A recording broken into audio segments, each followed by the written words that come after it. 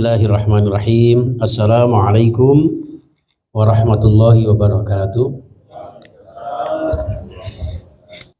Para alim, para ulama, para sepuh yang saya muliakan, wabil khusus segenap pimpinan dan staf yang ada di IUD Wiyung serta teman-teman yang insya Allah dimuliakan Allah Subhanahu wa Ta'ala. Tidak ketinggalan para pemirsa di YouTube kami, di Facebook maupun di TikTok kami, serta Instagram yang senantiasa dimuliakan oleh Allah Subhanahu wa Ta'ala.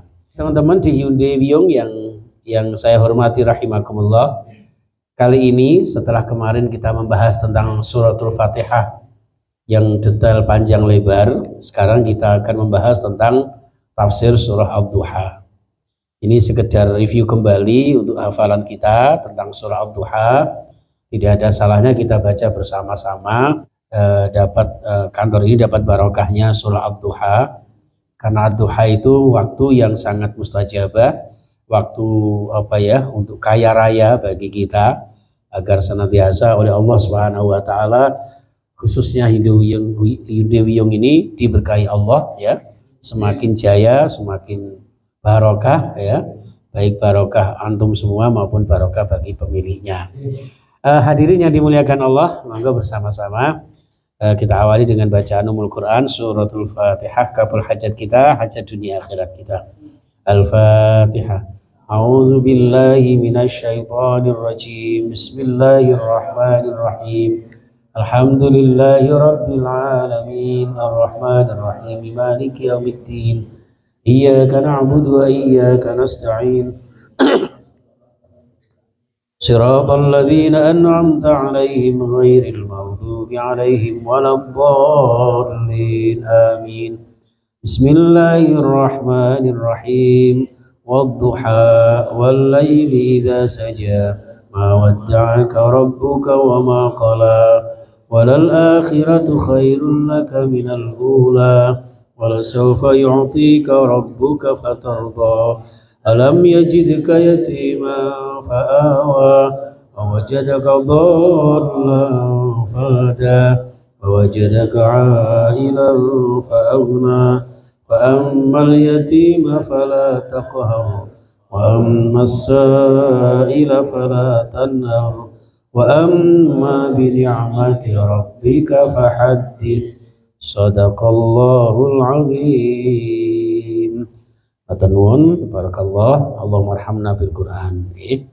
Baik, kali ini kita akan mencoba untuk ngawali dengan hal-hal yang terkait dengan surah Ad-Duha. Jadi Ad-Duha itu sendiri artinya adalah waktu siang ya, secara keseluruhan. Ada beberapa ulama yang mengartikan itu ya, atau artinya awal waktu siang. Ada juga yang mengartikan ketika matahari mulai meninggi, jadi ada yang sepenggalan naik dan sebagainya itu ya, dengan bahasa-bahasa itu. Surah Ad-Duha terdiri 11 ayat sebagai urutan yang ke-93 di dalam Al-Quran, di dalam mushaf, dan merupakan surah Makkiyah, surah yang turun di kota Makkah atau sebelum Rasulullah hijrah.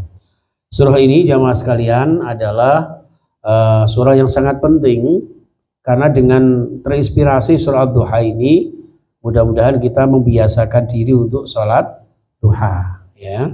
Jangan lupa antum sebelum berangkat kantor ya, usahakan sholat duha dulu minimal 2 rakaat ya. Syukur-syukur ketika panjenengan lupa di kantor, mungkin ada musola, antum bisa sholat duha di musola kantor. Itu insya Allah diberkahi Allah Subhanahu wa Ta'ala ya. Di samping surah Ad-Duha ini juga menginspirasi kita agar menambah kekhusyuan sholat kita ya. Nih, baik, asbabun nuzulnya. Asbabun nuzul itu sebab-sebab turunnya surah Ad-Duha. Yang pertama, ketika wahyu sempat mandek ya, beberapa waktu tidak turun kepada Rasulullah ya, sehingga karena tidak turun itu ya, banyak orang-orang kafir yang mencemooh Rasulullah ya. Bahkan Khadijah sendiri ikut bersedih ikut cemas. Ada apa kok sampai sekian waktu kok tumben nggak turun-turun ayat Al-Quran? Ya, jadi menurut perkiraan kesalahan Muhammad ini apa? Ya, apakah mungkin ada dosa-dosa yang membuat kemudian malaikat Jibril tidak turun kepada Rasulullah? Bahkan di dalam asbab nuzul yang ketiga ada satu riwayat yang di situ disebutkan teman-teman ya, bahwa Nabi Muhammad sempat mengadu ya pada Allah tentunya ya, karena sempat 1 atau 2 malam ya itu tidak turun ayat Al-Quran, tidak turun wahyu. Dan ingat, wahyu itu tidak hanya Al-Quran saja, bisa jadi berupa firman Allah yang tidak terangkum di dalam Al-Quran, sehingga ada namanya hadis qudsi ya. Hadis qudsi itu yang tidak terangkum di dalam Al-Quran, tapi itu merupakan firman Allah ya. Itu jamaah sekalian. Nah di situ sampai kemudian ada seorang perempuan yang ternyata perempuan ini istrinya Abu Lahab ya, yang diabadikan oleh Allah di surah Al-Lahab itu ya, tabat yada abi lahabi watab, itu kan, itu istrinya Abu Lahab itu sampai mengatakan Tuhannya Muhammad itu dianggap setannya Nabi Muhammad. Mana Muhammad, setanmu kok gak teko meneh, sampai segitunya ya. Mana setanmu gak kirim ayat meneh, sampai segitunya. Karena saking bencinya kepada Muhammad. Padahal itu keponakan sendiri. Ya, keponakan sendiri. Dari Abu Lahab, Abu Jahal ya kan, dan sebagainya itu. Karena sudah bencinya lagi. Walaupun ada juga riwayat yang menyampaikan Rasulullah tidak keluar itu karena jari-jarinya sakit diantemi orang kafir itu, sehingga tidak keluar rumah. Namun ada juga hadis riwayat yang lain yang menyebutkan bahwa Abu Ta'a Jibril ala Rasulullah, malaikat Jibril ya sempat agak lambat ya untuk datang kepada Rasulullah membawa ayat, sehingga orang-orang kafir mencemooh Rasulullah, dan saat itulah kemudian diturunkan surah Ad-Duha. Ini teman-teman semuanya yang dimuliakan Allah ya. Ada juga asbabun nuzulnya, bahwa surah Ad-Duha ini adalah surah harapan kemenangan bagi kaumnya Nabi Muhammad. Maka ada ulama yang menyampaikan barang siapa yang kepingin tendernya menang, tendernya jaya ya, sukses meraih cita-cita kita, perbanyak membaca surah Ad-Duha ya, apalagi membacanya setelah sholat duha.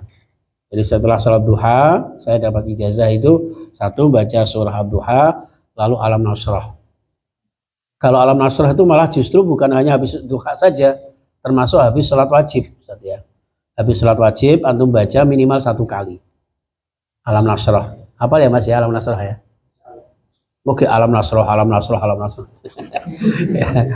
ya, itu bagus itu untuk membuka kerupekan kita semuanya.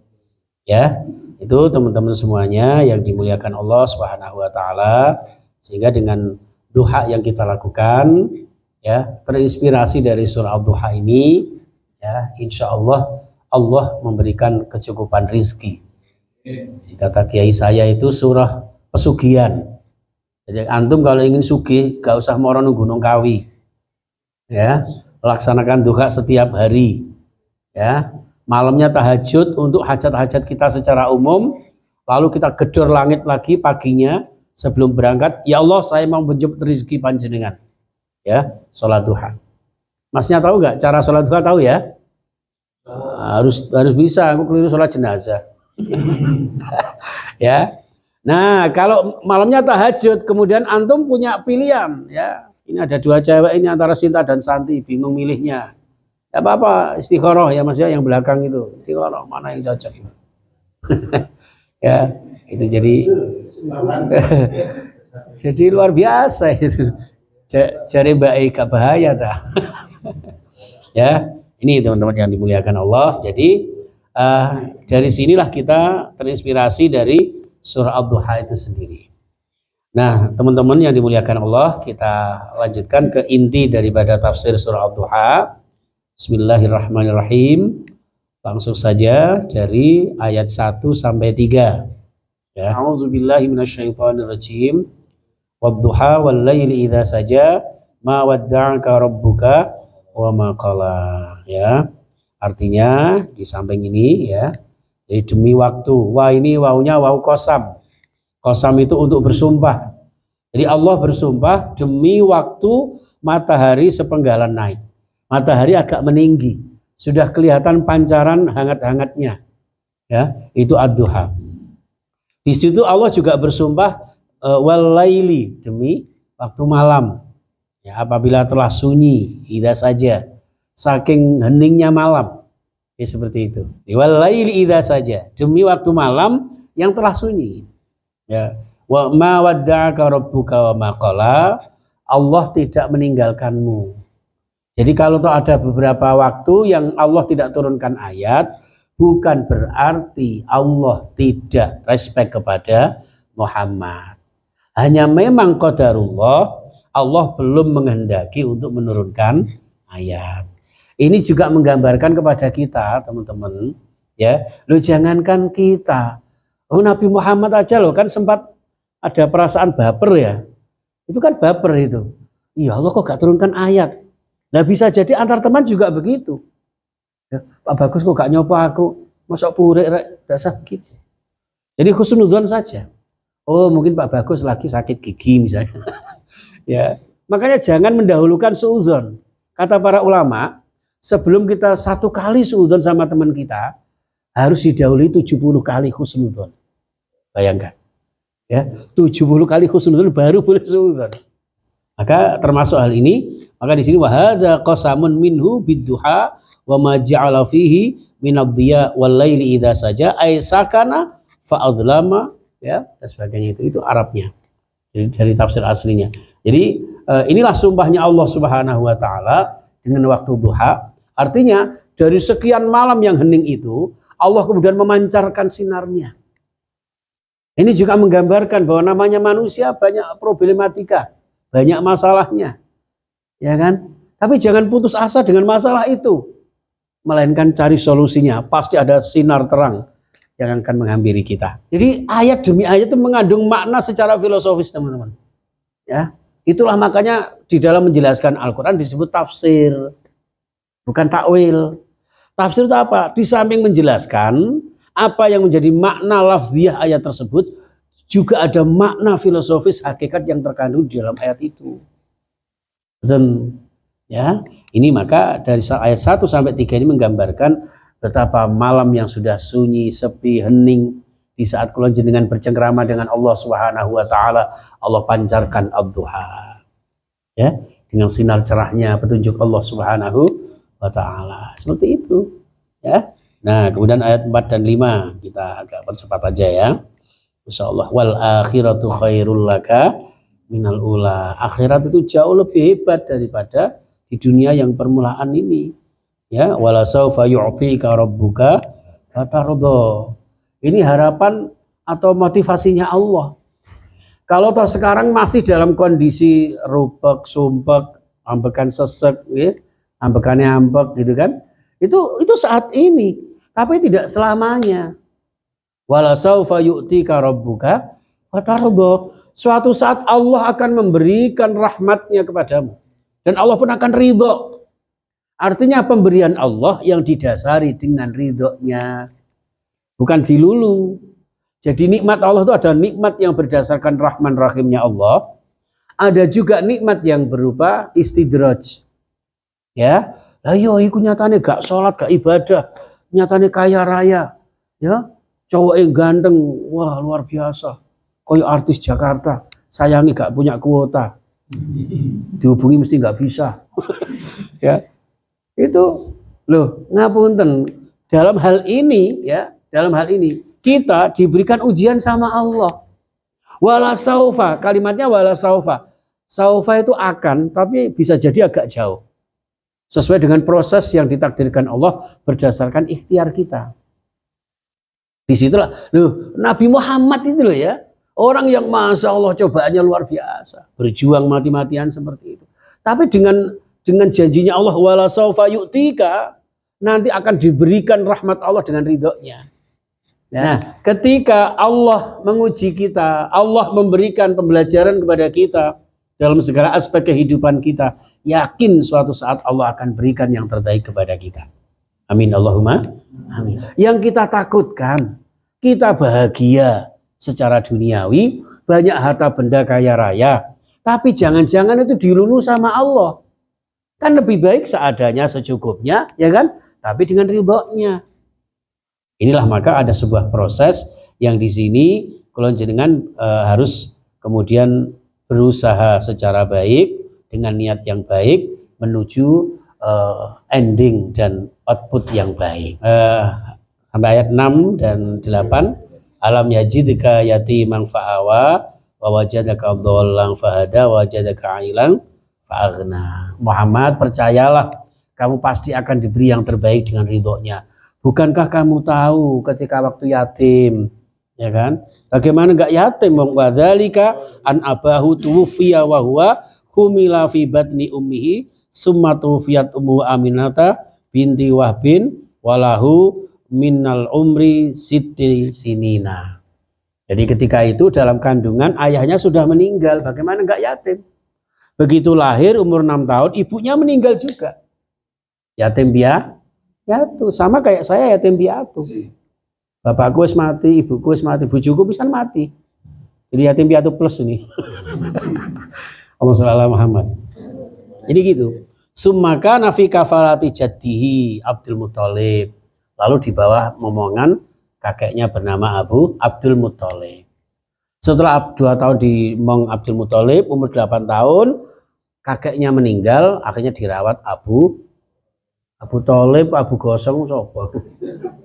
Abu Thalib, pamannya. Ya, itu seperti itu. Artinya, dalam keadaan yatim Muhammad kamu, alam yajidika yatimang fa'awa.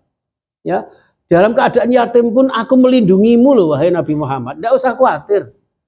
Ya, makanya jangan menganggap dunia ini selebar daun kelor, jangan. Ya, karena Allah memberikan yang terbaik. Tidak ada yang tidak ada hikmahnya. Baik. Dia mendapatimu sebagai seorang yang bingung. Nah, Rasulullah wajadaka dhallan fahada. Ya, bingung seakan-akan nggak punya teman. Banyak orang-orang kafir yang memusuhi beliau. Seakan-akan Rasulullah sendirian, nggak ada yang membela kecuali Abu Bakar, Khadijah, orang-orang yang as-sabiqunal awwalun. Jadi dakwahnya Rasulullah itu disangka lancar, mboten, banyak gangguan, banyak rintangan. Kita ini tidak seberapa, apalagi didukung dengan fasilitas yang luar biasa, sejuk, indah, ya kan? Itu sekarang enak, ya. Kita hanya berkorban waktu, berkorban kesempatan, termasuk berkorban harusnya panjenengan pulang duluan, harus ditahan dulu untuk ikut kajian. Jadi Rasulullah pun demikian. Nah, ketika merasa sendiri itu Allah menjawabnya, ya, dia memberikan petunjuk. Ketika Rasulullah merasa tersesat, Allah menunjukkannya. Tinggal kita bagaimana cara mencarinya. Makanya jemputlah rezeki Allah, rengkuhlah hidayah Allah. Ayat yang ke-9 sampai 11, ya. Fa'ammal yatima fala takhar. Ya, pernah menjadi yatim, ya tolong terhadap anak yatim jangan sampai sewenang-wenang. Ya, apalagi kita yang belum pernah merasakan yatim, ya tolong hargai, sayangi mereka, hormati mereka. Ya, berikan atensi kepada mereka. Dan terhadap orang yang minta-minta, ya jangan menghardiknya. Nek iso ngekei yo dikei. Nek gak iso ojo dihardik, ojo dicemooh. Lanjutnya, wa amma bi ni'mati rabbika fahaddis. Terhadap nikmat Allah ceritakan. Tahaddusun nikmat. Ai kama kunta yatiman fa'awakallah. Ya, sebagaimana engkau wahai Muhammad yang awalnya yatim tapi dilindungi sama Allah, ya, maka fala takhar al yatima, jangan menghardik anak yatim, jangan berbuat kasar sama anak yatim, ya. Terus aila tadluhu, ya, jangan menghinanya, jangan bersikap kasar sama dia. Walakin ahsana ilaihi walatufhi, jadi bersikap lemah lembut kepada anak yatim. Demikian juga kepada yang minta-minta. Ini teman-teman semuanya, ya. Di sini ada sebetulnya ada hal-hal yang perlu kita ketahui terkait dengan anak yatim. Nah, bisa masuk nggak di sini ya? Sebentar. Nah, ini kewajiban kita terhadap anak yatim menurut perspektif Al-Quran. 1, berbuat baik. Ini ya ayatnya ini. Surah An-Nisa ayat 36. Yang kedua, memuliakan anak yatim, ya. Al-Fajr ayat 17. Yang ketiga, pemirsa, yaitu memberi bantuan kepada mereka di surah Al-Baqarah 177. Ya, yang keempat, melindunginya, termasuk melindungi harta mereka, ya, di surah Al-Isra ayat 34. Nah, itu teman-teman, terkait dengan sumpahnya Allah Subhanahu wa taala, itu sebetulnya di samping wadduha itu ada beberapa sumpahnya Allah di dalam Al-Qur'an, itu ada sekitar 10 surat kalau tidak salah yang mengandung sumpah, ya. Mengandung sumpahnya Allah Subhanahu wa taala. Coba kita buka di sini, ya. Sekedar tahu saja, dan ternyata masing-masing sumpah ini mengandung hikmah tersendiri, teman-teman. Ya, jadi Allah sendiri itu bersumpah. Dan sumpahnya Allah ini menggambarkan betapa Allah tidak main-main untuk memberikan nikmat kepada kita. Yang tadinya tiada diadakan, ya, yang tidak cukup dicukupkan. Itu Allah Subhanahu wa taala. Maka kita pandai bersyukur. Ya, makna dan hakikat sumpah Allah di dalam Al-Qur'an.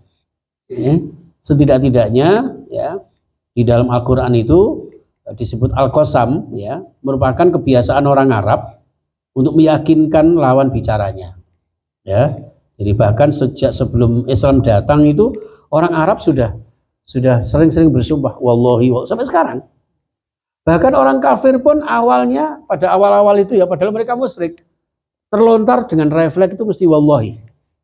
Ya, wallahi. Itu lambang keyakinan mereka untuk memberikan kepercayaan kepada orang yang diajak bicara. Ya, maka di sini Allah sebutkan wa aqsamu billahi jahda imanihim. Mereka bersumpah dengan nama Allah untuk bersungguh-sungguh agar dipercaya oleh orang lain omongannya. Ya, disitulah maka Al-Quran kemudian membiasakan atau mensinyalir adanya sumpah-sumpah yang difirmankan Allah, ya, untuk menunjukkan kebenaran adanya firman Allah. Yang pertama Al-Asr, ya kan, wal asri, demi masa, waktu asar, ya. Untuk asar.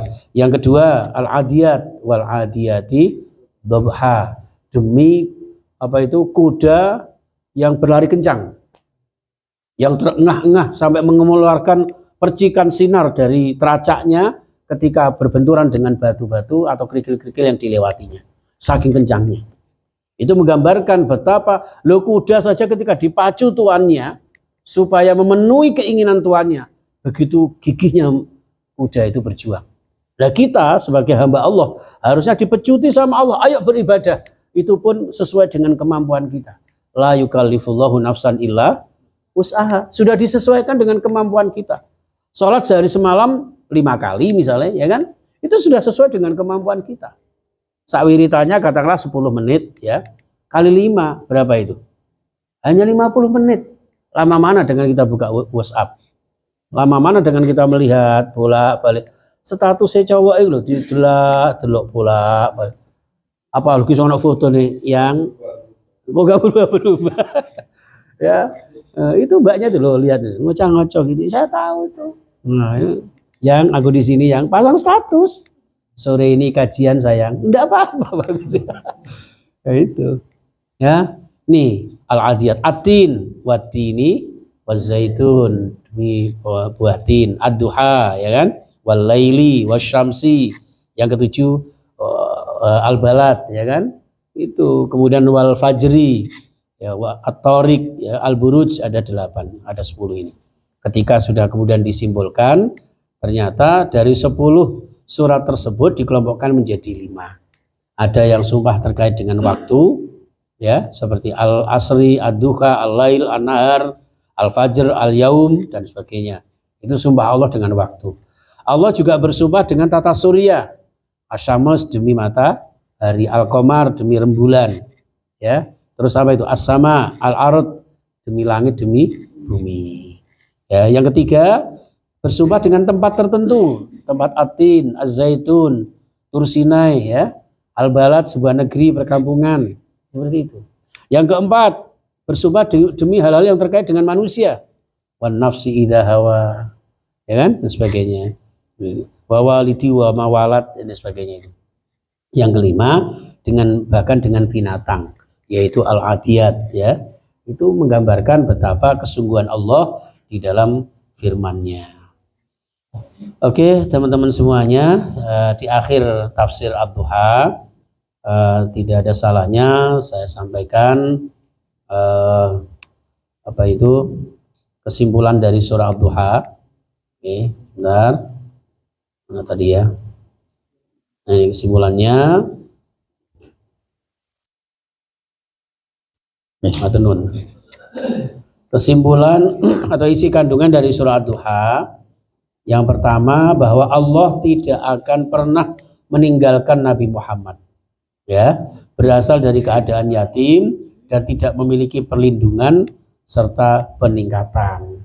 Maka kemudian oleh Allah dilindungi melalui orang-orang yang tersayang, orang-orang yang menyayanginya. Bahkan Abu Thalib itu sekalipun jadi tokohnya, figur kaum musyrik, ya kan, kaum Quraisy, tapi sayang kepada Nabi Muhammad, sehingga Nabi Muhammad dilindunginya. Yang kedua, ini pertanda dari Allah bahwa kehidupan Nabi Muhammad dan dakwahnya akan bertambah baik, semakin berkembang. Ya, walaupun awal-awalnya begitu susah payahnya, pertanda Allah yang tadinya demikian juga kehidupan kita. Mungkin pada awal-awalnya kehidupan kita ada sedikit masalah, misalnya dengan panjenengan sabar, tabah, ikhtiar, apalagi dengan firman Allah, wasta'inu bis-sabri was-shalah. Nyuwun pertolongan kepada Allah dengan sabar dan sholat. Sabar disertai dengan ikhtiar, lalu sholat dikuatkan, ya, doa diperbanyak, zikir digalakkan. Insya Allah Allah akan memberikan yang terbaik, ya, seperti itu. Dan yang berikutnya adalah larangan menghina anak yatim, menghardik dan menjelek-jelekan orang yang minta-minta kepada kita. Ya, perintah untuk mensyukuri nikmat Allah Subhanahu wa ta'ala, ya. Alhamdulillah, la in syakartum la azidannakum wa la in kafartum inna adzabi lasyadid. Kalau kita bersyukur, Allah tambahkan nikmatnya.